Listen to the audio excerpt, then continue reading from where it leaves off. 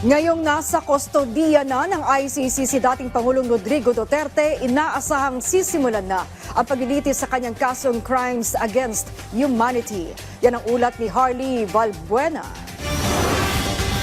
Matapos mapasailalim sa kustodiya ng International Criminal Court sa The Hague, Netherlands dahil sa kasong crimes against humanity, ano na nga ba ang magiging kapalaran ni dating Pangulong Rodrigo Duterte? Ayon kay ICC Assistant to Counsel Attorney Cristina Conti, inaasahang sisimula na ang pre-trial sa dating Pangulo.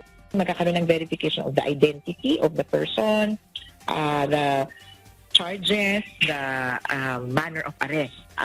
Ihaharap kasi sa korte.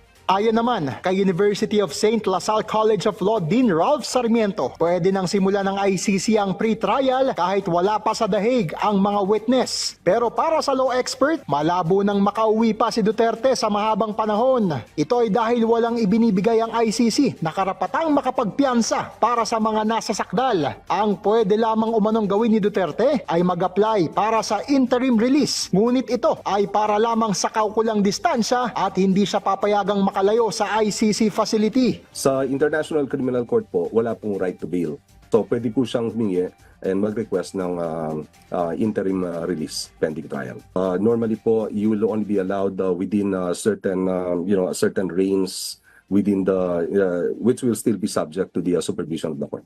Sakali namang humiling ng pansamantalang kalayaan si Duterte dahil sa medikal na kondisyon, papayagan lamang itong magpagamot sa loob ng ICC facility o sa ibang medical facility, ngunit bantay sarado pa rin siya ng International Court. Ayon kina Conti at Sarmiento, kalimitang tumatagal ng 2 hanggang 8 taon ang paglilitis ng ICC. Sakaling mahatulang guilty, pwedeng masintensyahan si Duterte ng hanggang 30 taong pagkabilanggo. Imposible rin umano na sa Pilipinas ito mabilanggo dahil kumalas na ang bansa sa ICC.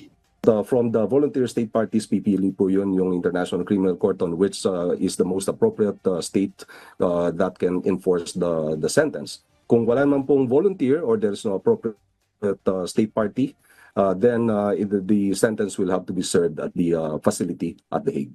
Harley Valbuena para sa Pambansang TV sa Bagong Pilipinas.